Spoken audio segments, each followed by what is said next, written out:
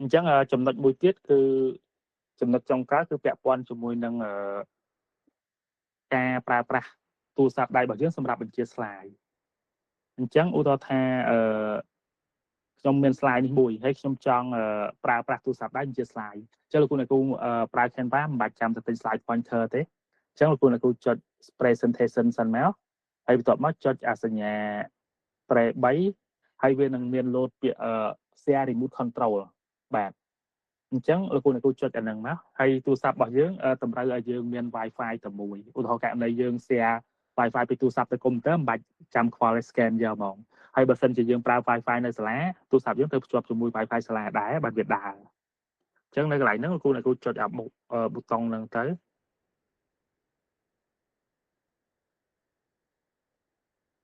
បាទអញ្ចឹងចុចប៊ូតុងហ្នឹងហើយយើងប្រើទូរស័ព្ទដៃរបស់យើង scan អីយ៉ាងខ្ញុំច្រឡំហើយបាទទៀតបាទអញ្ចឹងវានឹង load QR code មួយហើយអញ្ចឹងខ្ញុំគ្រាន់តែ scan ទៅខ្ញុំអាចបញ្ជា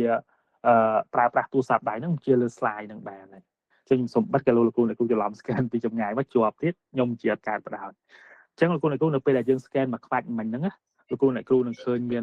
រូបភាពបាទនៅលើទូរស័ព្ទដៃអញ្ចឹងនៅកន្លែងហ្នឹងលោកគ្រូអ្នកគ្រូនឹងឃើញរូបចែកនៅលើទូរស័ព្ទដៃរបស់យើងអញ្ចឹងនៅក្នុងទូរស័ព្ទដៃរបស់យើងវាមានមុខងារនៅផ្នែកខាងក្រោមនេះអាក្រោមនេះមានបញ្ជា slide ទៅឆ្វេងទៅស្ដាំ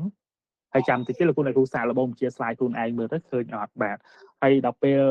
ចេញដំបូងគេវាមានមុខងារ note ហើយដល់ពេលលោកគ្រូអ្នកគ្រូចង់ចុច shortcut ចុចអាស្ដាំទៅវាលោតដល់ផ្ទាំងនេះមកណាផ្ទាំងនេះមានសារៈសំខាន់អែមលោកគ្រូអ្នកគ្រូបាទខ្ញុំសូមបង្ហាញជូនតិចសិនអញ្ចឹងប្រសិនបើករណីខ្ញុំចង់ចុចអាប៊ូតុងមូលនេះអញ្ចឹងវានឹងបិទ slide របស់យើងឲ្យទៅជាព្រាលអាប៊ូតុងមូលហ្នឹងវាទៅជាព្រាល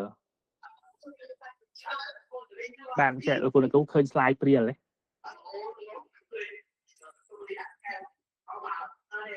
សាប់ព្រាលមែនគ្រូបាទលោកគ្រូអញ្ចឹងនៅកន្លែងហ្នឹងគឺយើងអាចធ្វើបានអែមកន្លែងហ្នឹងហើយមួយទៀតយើងចង់បើកវិញឡើងព្រាលយើងចង់ដាក់ពពុះទឹកបាទអញ្ចឹងពពុះទឹកវានឹងលោតចេញមកហើយវាមានសម្លេងលោកគ្រូអ្នកគ្រូតែខ្ញុំមិនដឹងថាលោកគ្រូអ្នកគ្រូឮអត់ទេដោយសារខ្ញុំនៅក្នុងកុំព្យូទ័រខ្ញុំបិទ mute បាត់ហើយខ្ញុំបើកនេះហើយដល់ពេលនេះស៊ូចឲ្យស្ងាត់មិនថាសិស្សពងមាត់ឡូឡាអញ្ចឹងពួកដែកស្ងាត់អញ្ចឹងយើងដាក់ហ្នឹងទៅវាឮសម្លេងស៊ូចឲ្យសិស្សស្ងាត់បាទប្រាប់ថាកុំឲ្យមាត់បាទហើយដល់ពេលមកមានវាំងណើនយើងបិទវាំងណើនបាទយើងអបអរសាទរនៅពេលដែលសិស្សធ្វើត្រូវឆ្លើយសំណួរត្រូវអីចឹងទៅបាទហើយយើងមានអបអរសាទរបើកវាំងណើនវាយស្គរវាយអីចឹងណាបាទសប្បាយលោកគ្រូមានសម្លេងអបអរសាទរចឹងខ្ញុំសូមបង្ហាញជូនអាមុខងារហ្នឹងមានថានៅពេលដែលគ្រូ scan ជាមួយទូរស័ព្ទហើយអាមុខងារនេះសម្រាប់អបអរសាទរនៅពេលដែលសិស្សឧទាហរណ៍ថាយើងដាក់សំណួរទៅយើងបាំង slide ហើយអញ្ចឹងយើងសួរទៅសិស្សឆ្លើយទៅយើងដាក់អបអរសាទរមួយមកហើយអានេះវាយ scale បាទអបអរសាទរដូចគ្នាហើយសម្រាប់បន្ទាប់នេះគឺបិទវាំងណើនមើលថា slide របស់យើងធម្មតាតែយើងអាចដាក់វាំងណើនបិទបើកបានអានេះតម្លាក់មេក្រូនេះមានពពុះទឹកនេះឲ្យសិស្សស្ងាត់ហើយនឹងអានេះគឺដាក់ឲ្យព្រាលទាំងអស់ហ្មងហើយដល់ពេលអាប៊ូតុងនៅខាងក្រោមទាំងអស់នេះគឺបញ្ជា slide ទៅឆ្វេងហើយនឹងទៅស្ដាំអញ្ចឹងខ្ញុំចុចទៅវាទៅឆ្វេងឬក៏ទៅស្ដាំហើយអញ្ចឹងយើងគ្រាន់តែបញ្ជាទៅហើយយើងដើរទៅដល់ណាក៏បានឲ្យទូរស័ព្ទយើងមានអ៊ីនធឺណិតណាយើងអាចបញ្ជាទៅលើ slide នឹងបានយើងចង់បាំង slide យើងចង់ឲ្យសិស្សស្ងាត់បានទាំងអស់ឥឡូវលោកគ្រូអ្នកគ្រូសាកល្បងធ្វើខ្លួនឯងមកសាករក slide Canva តែមួយមក slide អីក៏បានតែឲ្យតែមាន slide ហើយសាកល្បងប្រើប្រាស់ទូរស័ព្ទហ្នឹង scan ចូលទៅហើយបើសិនជាមានសំណួរអីអាចសួរបានបើករណីអត់ចាញ់ណាទូរស័ព្ទមានតែមួយក៏ចេញសិនអូលោកគ្រូបើសិនជាលោកគ្រូប្រើទូរស័ព្ទអត់មានមុខងារហ្នឹងទេCanva លើទូរស័ព្ទតើតែប្រើកុំព្យូទ័របានមានមុខងារហ្នឹងលោតមកចេះលោកគ្រូខ្ញុំពេលខ្ញុំកែនឹងរៀនអនុវត្តតាមលោកគ្រូខ្ញុំធ្វើនៅក្នុងកុំព្យូទ័រទេប៉ុន្តែទូរស័ព្ទដែលខ្ញុំបើកពងរៀនហ្នឹងខ្ញុំមើលតាមទូរស័ព្ទអត់អីទេលោកគ្រូអស់ឡើងលើទៅ Google Meet វាដាច់ទេលោកគ្រូគាត់អស់ចូលទៅកាន់កម្មវិធី scan មកហើយបាទវាអត់ដាច់ទេលោកគ្រូសូមសួរតើតើក្រៅមេរៀនតិចបាទលោកគ្រូ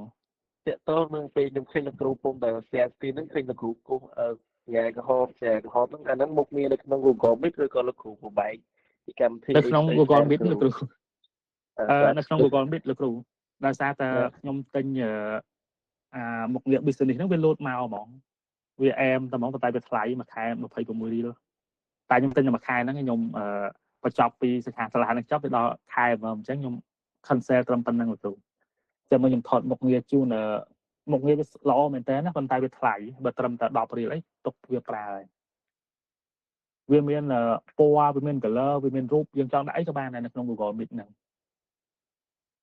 oh, this share screen chắc bạn là này Bạn chụp con lục rú xong đầu rồi Người ta khi bạn nhận được đấu trong khá đài là record phim កម្មវិធី record មានច្រើនគូគាត់ថាខ្ញុំអត់សូវបានស្រាវជ្រាវខ្ញុំរើតែបន្តិចឃើញចាំមកខ្ញុំរើឃើញចាំខ្ញុំចែកអំឡេះក្នុងក្រុមជូនវាអត់ខ្វះឯគាត់ថានៅក្នុងហ្នឹងវាចែកដល់ដាក់ទៅវាចេញមកនៅក្នុង Google Meet ហ្នឹងវាស្រួលតែអាហ្នឹងតើមាន account បងលុយបានធ្វើបានដោយសារខ្ញុំទិញកញ្ចប់វាលើសពី100នាក់ដល់ពេលអញ្ចឹងវាលោតដល់មកវាទាំងត្រវិញឲ្យហើយបើ account ធម្មតាមានវាគួរកន្លែងហ្នឹងចាខ្ញុំដាច់ share screen បាត់ហើយអញ្ចឹងលោកគ្រូអ្នកគ្រូសាអនុវត្តសិនតែអាចបានអត់បាទបើបានអាចចូល comment នៅក្នុង chat របស់យើងក៏បានដែរហើយបើអត់បានអាចសួរបានឬក៏អាចសរសេរនៅក្នុងហ្នឹងតែមកខ្ញុំថតវីដេអូជូនលោកគ្រូអ្នកគ្រូបន្តិចឧទាហរណ៍ថាលោកគ្រូតែបានលោកគ្រូ លោកគ្រូសូមចែករំលែកអាចកន្លែងគាត់ចូលមកយ៉ាងមានកម្មវិធីមួយដើម្បី download ហើយយើងអាច install វាទៅយើងអាចប្រើប្រាស់វាបានកម្មវិធីអីគេវិញលោកគ្រូខ្ញុំផ្លេចដែរលោកគ្រូប៉ុន្តែដល់ពាក្យមេចាំខ្ញុំនេះខ្ញុំចាប់ពីរៀនខ្ញុំតែចូលគ្រប់បាទលោកគ្រូចាំឆាតមកផ្ទាល់ក៏បានសួរក្នុង group ក៏បានលោកគ្រូចឹងខ្ញុំសូមថតវីដេអូបង្ហាញជូនលោកគ្រូបន្តិចបាទមុខងារបាទមុខងារនៅក្នុង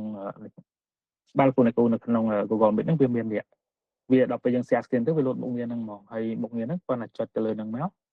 វាមានពណ៌វាមានរូបភាពដែលយើងចង់គប់នេះអញ្ចឹងខ្ញុំចង់បានវងក៏បានចង់បានប្រអប់ក៏បានព្រួញក៏បានដែរឧទាហរណ៍ចង់បានព្រួញយើងគ្រាន់តែចុចលើព្រួញហ្នឹងមកហើយយើងគូសបាទគូសមកចេញមកហើយបើយើងចង់បានជាប្រអប់ជ្រុងឬក៏មូលយើងរើសអាហ្នឹងដូចគ្នាបាទនេះប្រអប់មូលចង់គូសហើយដល់ពេលខ្ញុំចូលចិត្តប្រអប់ជ្រុងមិញដាក់ប្រអប់ជ្រុងមកហើយរើសពណ៌វាមកពណ៌ក្រហមអញ្ចឹងខ្ញុំគូសកន្លែងណាក៏បានដែរយើង share screen ហើយយើងគូសបានមកហើយមុខងារហ្នឹងវាលោតមកចាត់បាទលោកគ្រូសូមម្ដងទៀតលោកគ្រូមើលអត់តាន់អត់ទេលោកគ្រូនេះខ្ញុំគាត់ចង់បង្ហាញថា Google Meet វាមានមុខងារហ្នឹងលោកគ្រូដែលលោកគ្រូគាត់សួរមិញថាខ្ញុំគូសវាហ្នឹងប្រើកម្មវិធីអីអាហ្នឹងលោកគ្រូមើលអត់ឃើញទេតែដល់ពេលខ្ញុំមកចាស់ screen ហ្នឹងមើលឃើញវាលោតនៅលើ screen ហ្នឹងហ្មងណាចាំមកខ្ញុំផ្ញើវីដេអូជូនតើលោកគ្រូសូមកាន់បន្តិចលោកគ្រូបាទលោកគ្រូតើតើនឹងអាហ្នឹងចាប់អារម្មណ៍តើតើកន្លែង share slide ចុចបញ្ជាតាមទូរស័ព្ទដៃមិញហ្នឹងអាហ្នឹងតើយើងអាច note បានឬមានថាឧទាហរណ៍ថាយើងចង់គូរូបគូអីនៅលើហ្នឹងថែមសញ្ញាថែមពីរួមឲ្យ slide ហ្នឹងនៅលើទូរស័ព្ទដៃក្នុងពេលយើងកំពុងបញ្ចាំង slide ហ្នឹងបានអត់ខ្ញុំអត់ច្បាស់ដែរគ្រូដូចជាអត់មានមុខងារហ្នឹងព្រោះខ្ញុំបើកមើលទៅអត់ឃើញវាមានមុខងារ note អាកន្លែងជាបញ្ជាក់ថា note ហ្នឹងយើង note ជាអក្សរទេប៉ុន្តែបើឲ្យគូសវាដូចជាអត់ឃើញទេតែបើលោកគ្រូនៅលើ computer មានស្រាប់លោកគ្រូនៅលើ computer តែម្ដងឥឡូវខ្ញុំសុំ share screen ម្ដងទៀតអាហ្នឹងតាមបទពិសោធន៍របស់ខ្ញុំគ្រូអាហ្នឹងយើងប្រើបានគ្រូតែប្រើអាទូរស័ព្ទពួក Android ពួក Samsung អីដែលវាប្រើប៊ិចគ្រូបាទតែអាហ្នឹងបានតែគូ control ដោយលោកគ្រូយកកម្មវិធីនៅក្នុង Google Meet ហ្នឹងយកមកគូក្រោអញ្ចឹងទេប៉ុន្តែនៅពេលដែលយើងទៅ slide បន្ទាប់អាហ្នឹងអត់តាមយើងទៅទេវាបាំងនៅហ្នឹងបាទវាបាំងនៅលើអេក្រង់មួយ slide ហ្នឹងដូចថាឥឡូវគ្រូចង់បញ្យល់នេះដូច slide របស់លោកគ្រូអញ្ចឹងលោកគ្រូចង់បញ្យល់ឡើង Canva ពាក្យថា Canva Pro អីចឹងទៅបាទលោកគ្រូគូ column ហ្នឹងនៅលើហ្នឹងពេលលោកគ្រូដូរទៅមុខទៀតអា column របស់យើងដែលគូហ្នឹងវាអត់ទៅតាមទេវានៅលើហ្នឹងពេលយើងដាក់ slide ថ្មីនោះវាចូលទៅលើកន្លែងថ្មីអញ្ចឹងលោកគ្រូបាទលោកគ្រូតាមប្រាក់ទូរស័ព្ទហ្នឹងវាចាច់អញ្ចឹង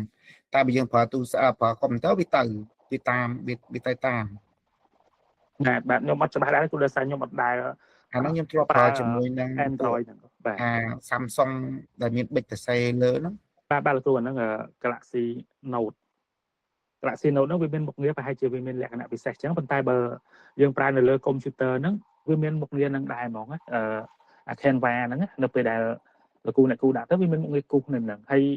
នៅលើ iPad ក៏មានដែរតើលោកគ្រូនិយាយបានខ្ញុំនឹកឃើញលោកគ្រូ ដោយសារខ្ញុំប្រើ iPad ក៏មានមុខងារគូនឹងដែរដល់ពេលយើង share slide ទៅគ្រូឃើញមុខងារនេះអាកន្លែងត្រវិញហ្នឹងដល់គ្រូមើលឃើញអត់ចុចអាហ្នឹងមកគូសបានធម្មតានេះប៉ុន្តែនេះខ្ញុំប្រើម៉ៅនៅលើកុំព្យូទ័រគូសតែបើទូរស័ព្ទដោយសារខ្ញុំអត់ដែលសូវមានបទពិសោធន៍ច្រើនក្នុងការប្រើតែខ្ញុំគិតថាវាអត់មានដោយសារខ្ញុំធ្លាប់ម្ដងពីរដងដែរដូចជាអត់មានអាមុខងារច្រើនអញ្ចឹងអាមុខងារបញ្ជា slide ហ្នឹងតែបើគូសអត់ច្បាស់ដែរលោកគ្រូអ្នកគ្រូសាកល្បងមើលបើមានគឺនេះហើយអត់អីទេ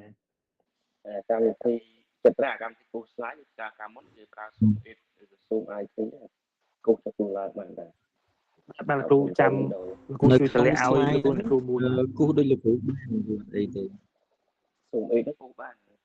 ខ្ញុំភ្លេចដែរហើយគូសលើទូរស័ព្ទយើងបញ្ជាពីចង្ហៃខ្ញុំសាកមើលលោកគ្រូដឹងមានអត់ខ្ញុំសាកម្ដងទៀតមើលបាទតែទូរស័ព្ទខ្ញុំ iPhone អត់មានបាទលោកគ្រូប្រើអាហ្នឹងពេលបរៀនសអីស្រួលព្រោះយើងចង់បរិយាព្រមក្នុងទូរស័ព្ទមករំខាន slide សិស្សអញ្ចឹងបាទលោកគ្រូអានេះ iPad លោកគ្រូមាន iPad បានប្រើបានបើយើង iPhone ដូចខ្ញុំអត់ឃើញប៊ិចទេបើតែ iPad យើងមានប៊ិចយើងប្រើតាមនឹងបានបាទលោកគ្រូប្រហែលជាដូចលោកគ្រូគាត់ចែករំលែកមិញមានថាទូរស័ព្ទ Android របស់គាត់មានប៊ិចដល់អញ្ចឹងបើលោតអាAndroid មានប៊ិចលោកគ្រូគូបានលោកគ្រូឲ្យលោកគ្រូព្រីកប្រហមនឹងបានយើងព្រីក screen នឹងអញ្ចឹងទៅ slide នឹងប្រើបានតែតើអាលោកគ្រូបញ្ជាតាមពពួក Android ពពួក Note អញ្ចឹងណាគ្រូតែបើលោកគ្រូប្រើ iPhone បើប្រើ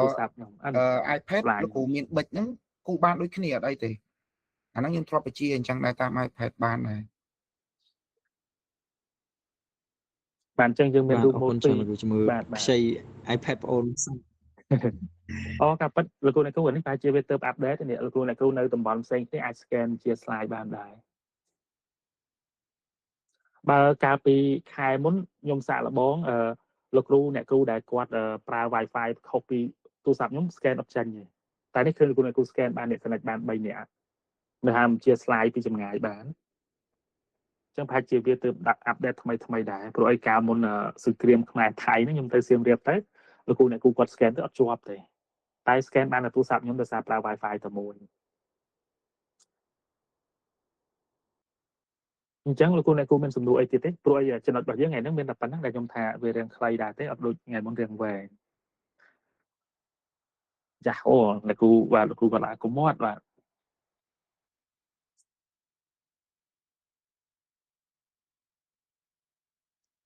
អញ្ចឹងលោកគ្រូអ្នកគ្រូមានសំណួរអីអត់បាទអាចចំណុចរបស់យើងនេះបាទព្រោះមិញខ្ញុំមានតែប៉ុណ្្នឹងអាចចុងក្រោយគេហ្នឹងគឺប្រើប្រាស់ទូរស័ព្ទជា slide ហ្នឹងហើយអញ្ចឹងដល់ពេលលោកគ្រូអ្នកគ្រូប្រើ Canva ទៅមិនចាំបាច់ប្រើ slide pointer អីទេគឺយើងប្រើទូរស័ព្ទជាយកហ្មងហើយលោកគ្រូខ្ញុំមានចម្ងល់មួយខ្ញុំថាបើយើងចង់មានលំហាត់មួយតែមានចម្លើយតែយើងចង់បិទចម្លើយយើងសិនចាំសិស្សឆ្លើយហើយចាំយើងបង្ហាញចម្លើយតាមក្រោយមានណាអាហ្នឹងយើងអាចបាទយើងអាចឆ្នៃបណ្ឌិតទៅតាមគំនិតរបស់យើងលោកគ្រូប៉ុន្តែចេះCanva គុណវិបត្តិវាមួយបច្ចុប្បន្នហ្នឹងនៅក្នុងមួយ slide ហ្នឹងมันអាច slide សូម្ដងមួយបានទេតែយើងចុច slide សូវាចេញទាំងអស់ហ្មងយើងដាក់ animation 3 4ក៏ដែរដល់ពេលចុងក្រោយគឺយើងនៅតែ slide ទាំងអស់នេះដូចខ្ញុំអញ្ចឹងលោកគ្រូអ្នកគ្រូឃើញវានៅតែចេញប៉ុន្តែយើងអាចបាំងបានឧទាហរណ៍ថាឥឡូវអាហ្នឹងកន្លែងហ្នឹងគឺឥឡូវយើងអាចដាក់បានហើយលោកគ្រូខ្ញុំសាកបានហើយលោកគ្រូសាកបានហើយ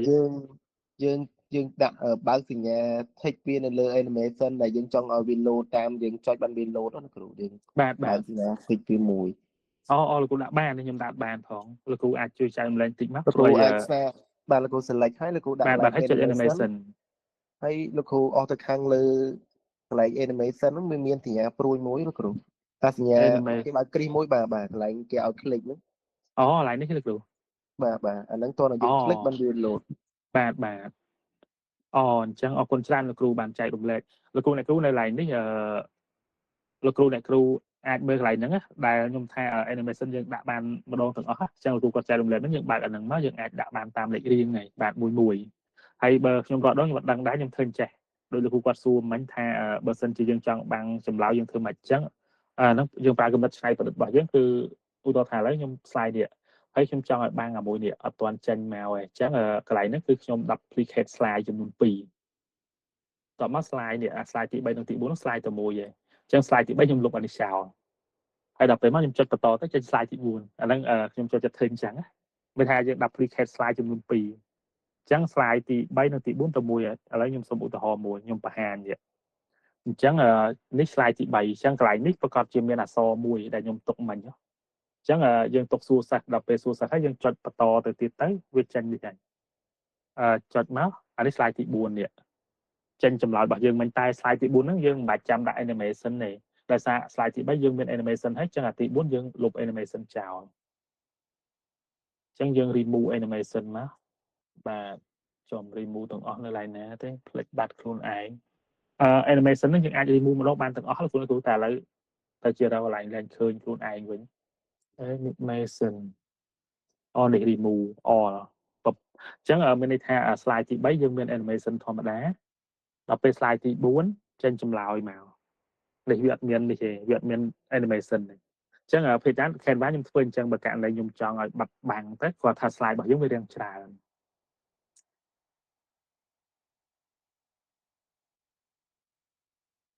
អញ្ចឹងលោកគ្រូអ្នកគ្រូមានសំណួរអីបន្តទៀតទេបាទអញ្ចឹងខ្ញុំសូមសង្ខេបឡើងវិញហ្នឹងលោកគ្រូអ្នកគ្រូយើងមានទី1គឺពាក់ព័ន្ធជាមួយនឹងការកែរូបភាពប៉ុន្តែសម្រាប់អ្នកដែល Pro មានមុខងារពេញលេញតែបើអ្នក Free គឺបានខ្លះមិនមែនថាអត់ទាំងអស់ទេហើយដល់ពេលបន្ទាប់មកទៀតគឺរបៀបទាញយកអញ្ចឹងលោកគ្រូអ្នកគ្រូណាដែលមានបញ្ហារបៀបទាញយកអាចសួរបានអញ្ចឹងទាញយកយើងអាចយកជា PDF ជារូបភាពជា PowerPoint ជាវីដេអូជារូបភាព GIF បាទហើយនឹងប្រភេទដាក់សម្រាប់ profile folder ហ្នឹងហើយដល់ពេលបន្តមកទៀតយើងមានអន្តរកម្មនៅក្នុង Canva មានថាយើងឲ្យសិស្សសួរឆ្លើយអីដោយមិនចាំបាច់នេះទេបាទហើយបន្តមកទៀតយើងមានការប្រើប្រាស់ slide ដាក់ជា slide តាមរយៈទូរស័ព្ទនឹងឯងបាទអ្នកគ្រូមូលដ្ឋានគឺផុតបាត់ហើយអ្នកគ្រូតាំងពីថ្ងៃមុនបាទថ្ងៃលើកទី1នេះលើកទី2ហើយមានថាពាក់ព័ន្ធជាមួយលោកគ្រូអ្នកគ្រូដែលគាត់បានចូលលើកទី1ហ្នឹងគាត់បានចេះខ្លះហើយអញ្ចឹងខ្ញុំបន្តពីភាគថ្ងៃមុនអញ្ចឹងខ្ញុំសូម stop record សិន